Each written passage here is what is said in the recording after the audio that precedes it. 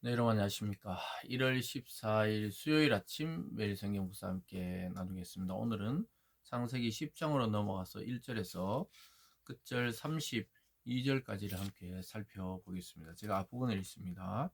노아의 아들 셈과 함과 야벳의 족보는 이러하니라. 홍수 후에 그들이 아들들을 낳았으니 야벳의 아들은 고멜과 마곡과 마데와 야완과 두발과 메색과 디라스요. 고멜의 아들은 아스그나스와 리박과 도갈마요. 야완의 아들은 엘리사와 달시스와 기띵과 도다님이라. 이들로부터 여러 나라 백성으로 나뉘어서 각기 언어와 종족과 나라대로 바닷가의 땅에 머물렀더라. 아멘. 오늘 본문의 내용을 중심으로 흩어짐 구원의 길, 흩어짐 구원의 길이라는 제목으로 말씀을 증거하겠습니다. 하나님께서는 아담 이후로 타락된 인류를 홍수라는 방식으로 심판하시고 멸절하시고 노아라는 한 인물과 그 아들들을 통해 다시 세계 인류의 기원으로 삼는 것을 보게 됩니다. 그래서 노아의 세 아들이 각각 그 후손들을 이루어서 세상으로 퍼져나가는 것을 오늘 본문에서 이야기하고 있습니다. 앞에서도 이야기했지만 우리가 5장에서 아담의 족보가 나왔습니다. 아담의 족보 이후에 노아 이야기가 나왔듯이 창세기에서 족보가 등장하는 것은 앞에까지 역사를 정리하고 앞으로의 역사를 또 전개하는 그런 것을 보게 됩니다. 그래서 노아까지의 역사를 정리하고 노아 아들 이후로 그 이후의 역사가 이제 다른 사건이 등장하는 것이죠. 그래서 족보가 등장할 때마다 사건이 마무리되고 사건이 또 시작되는 새로운 이야기가 시작되는 그러한 내용을 담고 있습니다. 하나님께서는 거의 재창조나 마찬가지로 노아와 또 그 가족을 통해 새 인류를 창조하시려고 이 세 아들이 모든 역사의 기원이 되는 것을 보게 됩니다. 그래서 이것을 통해 우리는 모든 민족은 결국 한 뿌리에서 한 인류, 한 사람에게서부터 시작되었다는 것을 다시 한번 증명해 주고 있습니다. 그래서 어떤 민족도 다른 민족을 업신여기거나 무시하거나 짓밟아서는 안 되는 것이죠. 왜냐하면 공통된 뿌리 속에서 나왔기 때문에 어떤 민족적 우월주의를 성경은 말씀하고 있지 않다는 것이죠. 그것은 개개인 간에도 마찬가지고 남녀 사이에서도 마찬가지고 어떤 사람이나 어떤 국가나 민족을 우월하다고 여기지 않는 것입니다. 오직 하나님만이 우리를 통치하시고 지배하시고 역사를 인도하시고 또 역사의 주인으로 그 권리를 행사할 수가 있는 것이죠. 인간은 모두 가치적 측면에서 동등하다고 오늘 이야기하고 있습니다. 그래서 우리는 하나님의 형상으로 창조된 모든 인간은 동일하다는 그런 정체성을 다시 한번 생각해야 됩니다. 우리가 일터에 만나는 사람 또는 직장이나 학교나 사회 속에서 만나는 나보다 나이가 많건 또 나이보다 나이가 어린 그런 연소한 자이든지 우리는 그것에 상관없이 동등함을 로 바라볼 수 있는 시선이 있어야 하는 것이죠. 그래서 여기 보면요, 그 야벳의 후손, 그 다음에 함의 후손, 또 셈의 후손 이렇게 이어집니다. 아까 2절에서 야베스 아들은 하면서 쭉 이렇게 나오고요. 또 6절에 가보면 함의 아들 구스와 미스라임과 북과 가나안이요 쭉 나오고요. 그리고 21절로 가보면 셈은 에벨 온 자손의 조상이요 이렇게 되어 있고요. 마지막에 보면요 32절에 이들은 그 백성들의 족보에 따르면 노아 자손의 족속들이요 홍수 후에 이들에게서 그 땅의 백성들이 나뉘었더라 이렇게 되어 있습니다.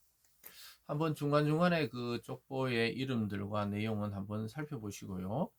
전반적인 것만 오늘 정리하고 넘어갑니다.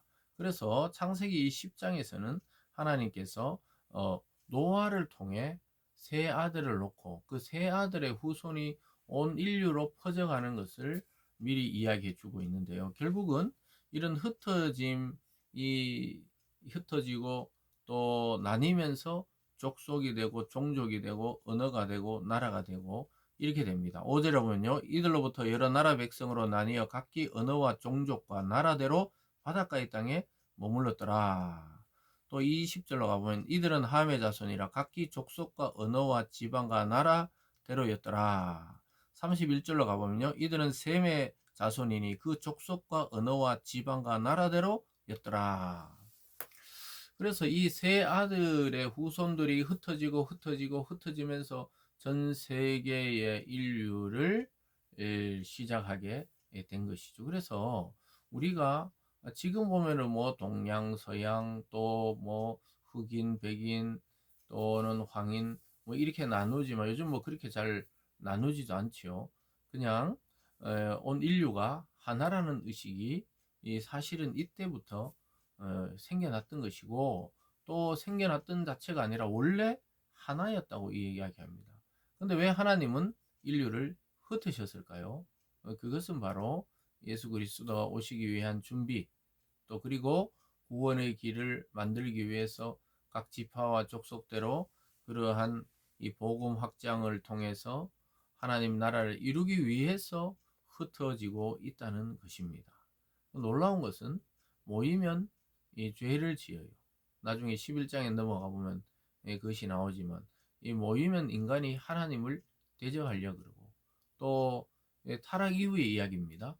그리고 하나님의 뜻에 반해서 자기들 힘으로 무엇인가 역사를 이루어 보려고 하는 것이 이 인간의 특징이기 때문에 하나님은 그들을 흩으셔서 세상 가운데 각 언어와 또 나라와 이 종족대로 살도록 만들었습니다. 그래서 사람이 흩어지는 것도 하나님의 섭리 안에 있다는 사실입니다. 그래서 그것을 통해 결국은 하나님의 섭리 안에 복음의 지도가 나중에 형성되는 것을 보게 되죠. 그래서 유대 땅 베들레헴에서부터 시작해서 또 이 로마가 통치하던 그 각 도시와 또 그리고 지중해와 그다음 아시아와 유럽과 다시 미국 대륙으로 갔다가 거기서 다시 선교사들이 이 아시아에 있는 우리나라나 중국이나 일본을 향해 복음 전파가 또 이루어지는 것이죠. 이런 것을 보면요, 하나님이 예비하신 일들이라는 것이죠. 아주 고대에 일어났던 이 홍수에 대한 이야기, 그 이후에 인류는 오늘날 우리가 왜 복음을 우리가 오늘날 듣고 있고, 우리나라는 100여 년 전에 선교사들이 와서 이것을 전해주고, 또 언어가 다른 민족인데 우리 언어로 성경을 번역해서 하나님을 알게 하셨던가, 이런 것들의 기원이 여기에 담겨져 있는 것입니다. 그리고 중간중간에 보면요, 뭐 하나님의 그 역사라 할까요? 또 중간에 인간의 역사라 할까요? 이런 큰 용사가 나타나기도 하고, 또 땅이 갈라지기도 하고, 이런 것을 통해 대륙이 이동되고 갈라졌다는 것도 성경에 나타납니다. 25절에 가보면요, 예벨은 두 아들을 낳고 하나의 이름을 벨렉이라 하였으니 그때 세상이 나뉘었으며, 이렇게 되어 있습니다. 벨렉이라는 사람의 때에 세상이 나뉘어졌다. 즉 대륙이 나누어진 거예요. 지금 같은 모양이 아니었던 것이죠. 그랬다가 지금 쫙 갈라졌는데, 그걸 붙여보면 굉장히 이 대륙을 만약에 붙일 수 있는 것처럼 조각처럼 붙여보면 굉장히 유사하고 또 하나의 덩어리였다는 것이 증명되고 있습니다. 사랑하는 여러분, 오늘 이 각각의 내용을 읽어보시고, 오늘 제가 전달하고자 하는 메시지는 이러한 흩어짐을 통해 하나님 오히려 구원의 길을 예비하셨다는 것이죠. 그래서 올 한 해 저와 여러분이 혹시나 우리가 뭐 직장이라면은 자리 이동, 또 직위의 이동, 또 직장을 구하는 자들에게는 나의 직업의 이동이 있을 수 있고, 또는 뭐 이사를 해야 되면은 위치의 이동, 뭐 여러 가지 또 우리가 흩어지거나 또 만나거나 또 이동하는 경우가 있죠. 그러한 것을 여러분 하나님의 섭리와 뜻 안에서 바라보시고, 내 계획은 이렇게 되어 있었는데 하나님은 갑자기 이쪽으로 옮겨주셨다. 그 이유가 있다는 겁니다. 그러니까 내 뜻대로 안 된 것은 오히려 잘 된 것일 수도 있어요. 하나님께서 그 위치로 이동시켜 놓은 이유가 있을 것입니다. 우리가 어느 자리에 있든지 복음의 통로가 되어서 구원의 빛을 비추어주는 그러한 참 성도와 교회 되기를 바랍니다. 기도하겠습니다. 사랑의 하나님 아버지 감사드립니다. 노아와 그 세 아들을 통해 인류의 기원을 다시 한번 바라보게 하여 주시고 누가 누구를 정죄하거나 누가 누구를 없이 여길 수 있는 존재가 아니라 우리는 하나님 앞에 똑같은 가치를 가지고 태어난 한 인간으로서 살아가는 것입니다. 내가 그러하듯이 상대를 대할 때 그렇게 대하게 하여 주시고 또 나의 자리가 하나님의 복음과 구원의 통로가 되는 자리가 되게 하여 주시고 우리의 뜻이 아니라 하나님이 흩으시고 때로는 만나게 하시고 때로는 이동하게 하신 그 하나님의 오묘한 섭리를 깨닫고 살아가는 우리 모두가 되게 하여 주시옵소서. 감사드리며 예수님 이름으로 기도드리옵나이다. 아멘.